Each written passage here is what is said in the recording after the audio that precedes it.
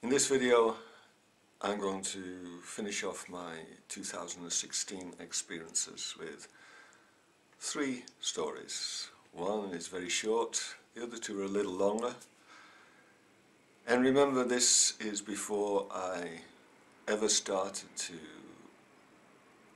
apply any conscious techniques to learning to project out of body. And I didn't really apply much techniques to induce lucid dreaming either.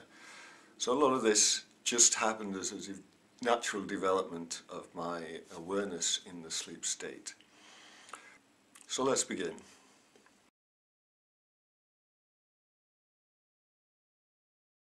The first one, very short moment after a long night's sleep. I think it was the last dream I had before I woke up in the morning.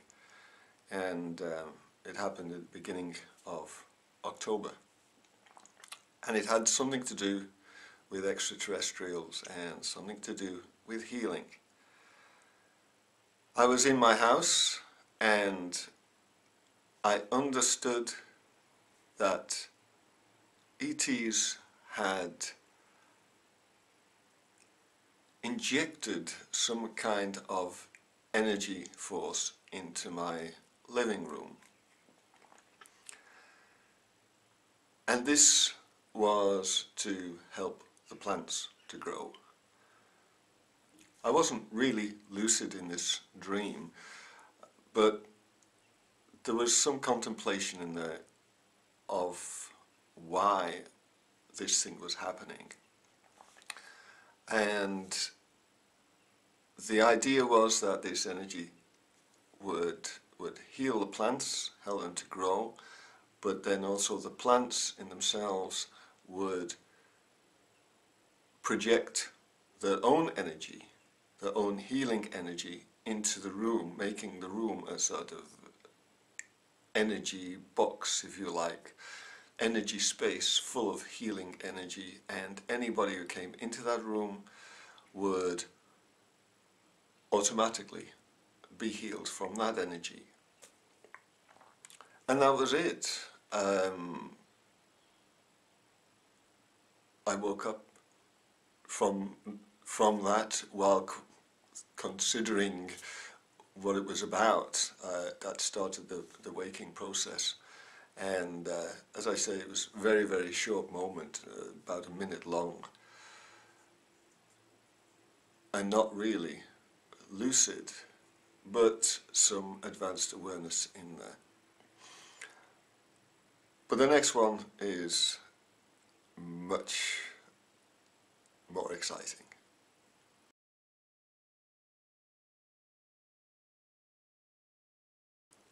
This one is one of the best out-of-body experiences I've had, meaning not the most profound, but the most enjoyable.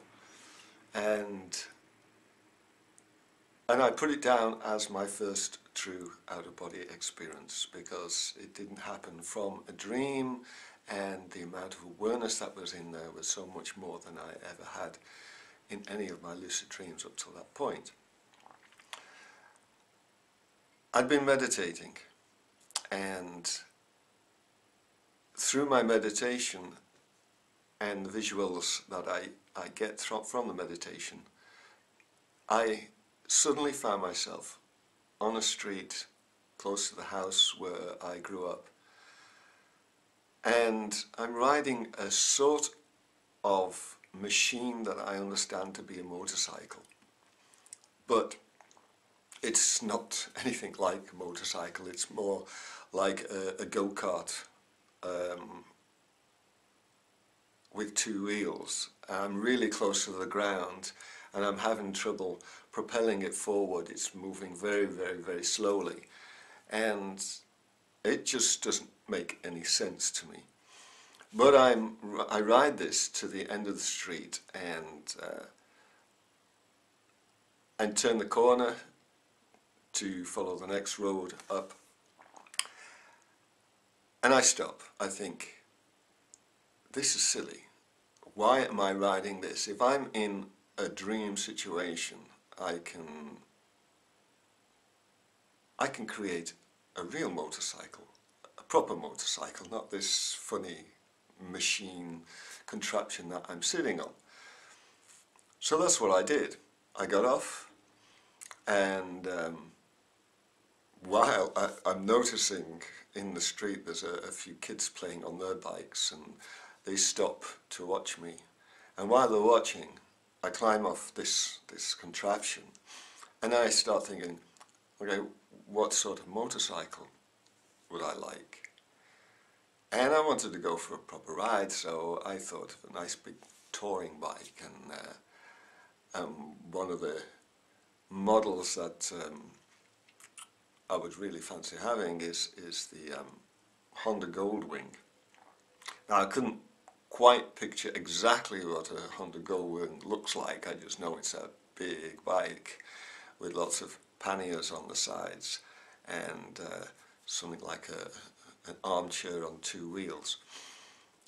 So I visualized the best, to my best ability, this massive motorcycle, and it formed, it appeared right in front of me, which was amazing. And I thought, this is going to be real fun. So I straddled it and settled down onto the seat, and I noticed the seat was a little bit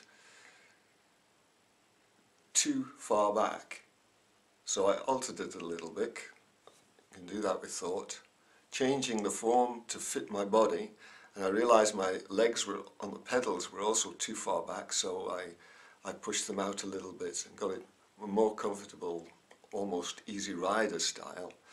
And then the handlebars were too far away, so I brought them to me, widened them a little bit, so I had a good, comfortable position on that bike.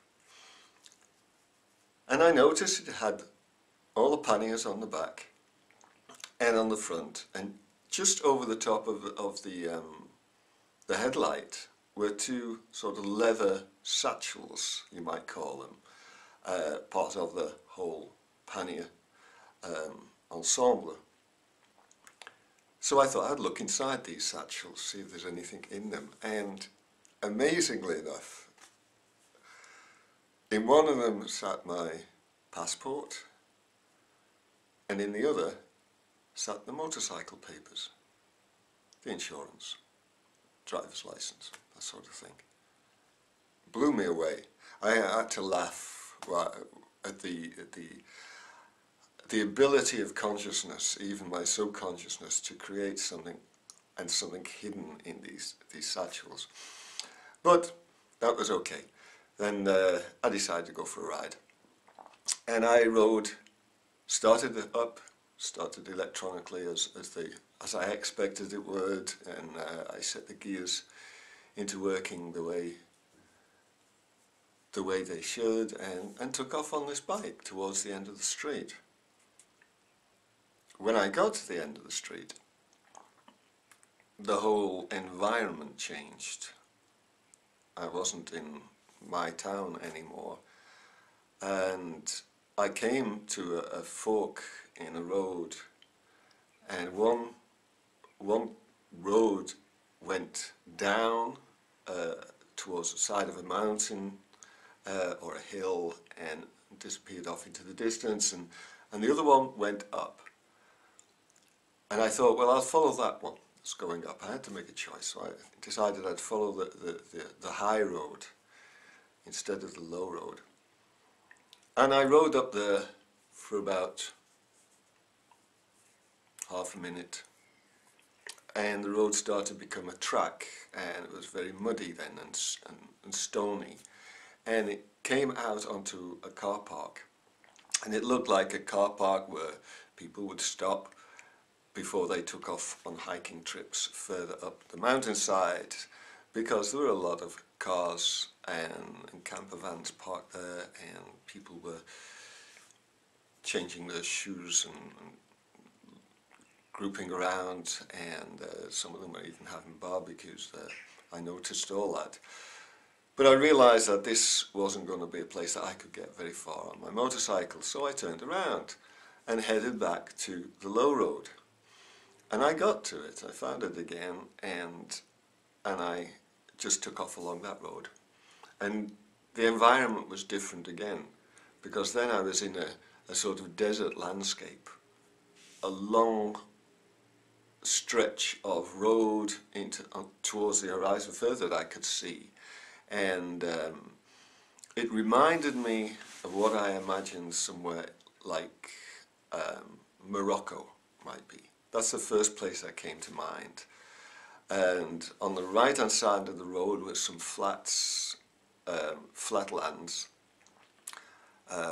sandy or salty, and there was shrubbery blowing in the breeze, really empty. And on the left hand side was more dune-like, and there were people, peasants, country people, in the sort of style of dress that you would imagine somebody from the outback in Morocco to be wearing. And there was a little boy as well. I remember a little boy chasing a goat or a donkey or even a dog, I can't remember now. And I thought, okay, this is Morocco, I'm in Morocco, and I've got this long, long road ahead of me. So I just took off and enjoyed the ride. And after a minute or so, I came to a sort of port. I had to stop in any case. The road didn't go on any further. There was, I remember, there was a big long fence and a metal fence and a metal gate with signposts on, but I didn't really go straight to them. There was a sort of stall close by, and I don't know, it was selling hot dogs or something like that, and refreshments, because people were queuing up there for something. And I was wondering where I should go next, and then this woman came towards me in a headdress, and she didn't speak my language, but she pointed to the gate, and as if that's where I should be going. So I drove up to the gate, and it said something like passport control, or douane, or port authority, something like that. And I drove through the gate, and there was a shack, and I stopped by the shack, and two guys came out in a uniform as port authority, passport control people. And they were Dutch, two Dutch guys, and they spoke fluent Dutch, which was good. It's not what I expected, but it worked well. And they came over and they asked me for my driver's license and my passport, which is handy because I had them with me. So I took them out the satchels and I gave it to them, and went in their office to have a little chat with them while they were checking my papers. And they were really interested in the bike. They thought it was a great bike, and they asked me what I was doing and why I wanted to go to Morocco. And when they said that, I realized that, okay, this is a port, and I'm probably in southern Spain, and I'm about to jump on a ferry across the water to Morocco. Because I'd only just realised that, I didn't really have a story to tell to the two guys, so I just made up one. I said I'd been travelling around Spain on the bike for a couple of weeks, and I had a few days left, so I just wanted to see Morocco before I got back. And they accepted that story, and one of them was talking about how much he really loved to pack in his job and do such a trip himself. And I remember saying to him, well, yeah, it's a choice you make. I can make that choice, and it's a choice you can make as well. Just basically keeping the conversation going. And that's where the whole experience stopped, and I woke up out of it. it is an incredible experience on all levels for me. I still remember that whole experience as it was yesterday, actually, and it was one of the strongest experiences I've had. The first time I've actually manifested something and it working for me so well.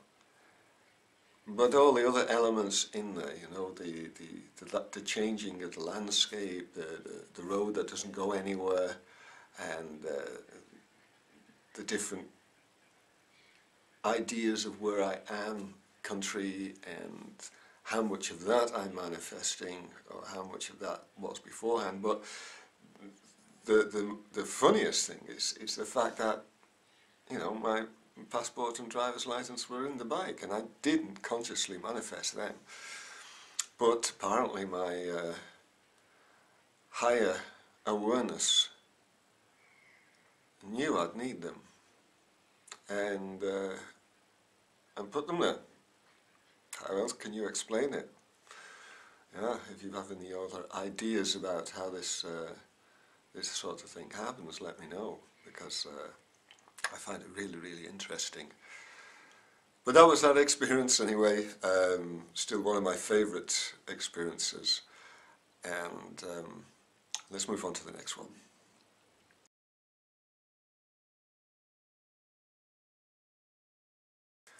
Okay, this one happened in early December 2016. And there was some preparation that maybe helped bring it on. I'd done a meditation in the evening before going to bed, and it was a sort of remote viewing exercise where I imagined myself going to some place with my fantasy. And the place I went to was Mars, and I don't know what Mars looks like in reality, only from the pictures that I've seen from NASA. So, but anyway, I remote viewed that, and I got some weird looking landscapes coming through on the visuals, hypnagogic imagery that comes up. And after a while I stopped, I turned over in my bed and I went to sleep. And the first dream I remember, I found myself in a cave. It was dark, a little bit of light coming through. I say it was a cave, it could just as well have been a shack of some sort. But I felt very small as well. I felt as if I was only about the size of a small child. And I remember looking round, and I do remember a scorpion, because the floor was sand. So I remember a scorpion scurrying past. And then I found a can of Coca-Cola. And I opened it. And at this point, I'm already lucid. I'm making a choice to open this can and drink it to find out how it tastes. And I tasted it with all conscious awareness. I drank the cola and it was exactly the same as normal cola, and refreshing and sweet, tasty. But I didn't know where I was, so I decided to go outside. I took the can with me, I went outside and I found myself on a bay, a sort of semicircular bay of sand, hills behind, and of course the sea came in and filled the bay. I sort of recognize this bay from other dreams I've had. But it's divided up, the beach part is divided up into plots, and I've got my own plot with, so I say now, it was a shack behind me and not a cave. And there's a fence, and there's another plot, and in that plot is a young boy of about 10 years old. And I get his attention by squirting some Coca-Cola over the fence at him, and he comes up to the fence and we start talking. And I asked him if he knew me, if he recognised me. And he said yes. He said, I've lived here in this place for a long time, decades, long before he was born. And I had a son, apparently. I do have a son. He's 25 now. But he told me that my son had grown up a while back and left home, gone off to live alone somewhere. And that I was now an old man living here alone. And that was really strange then, because I'm thinking maybe this is a sort of out-of-body experience of a future reality, not necessarily my reality, but a sort of parallel reality, but set in the future. And when you compare that to the fact that I was very small, maybe I was a child in the cave, came out, and then through talking to the guy, I'd already passed through into old age, everything in a split moment. The dream faded at that moment, or disintegrated into a normal dream that's without any lucidity, which I wrote up, but it's not worth sharing here. It doesn't have any relevance. But this was a strange experience to contemplate. I mean, I was lucid. I was lucid from the moment of having the can of cola and making conscious choices to talk to this kid and ask who I was, and contemplating his answers while I'm still dreaming. But that was it. That was the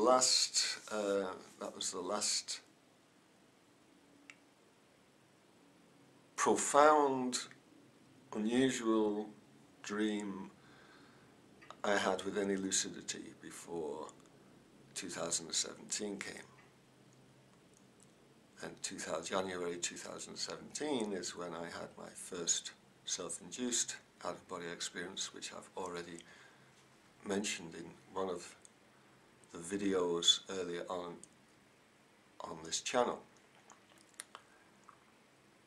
So the next video that comes with stories, the next story video, is going to start all my experiences through 2017.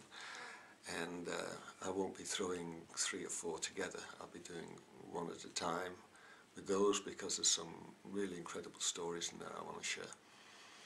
But that's it for this video. I hope you enjoyed it. And I'll see you in the next one.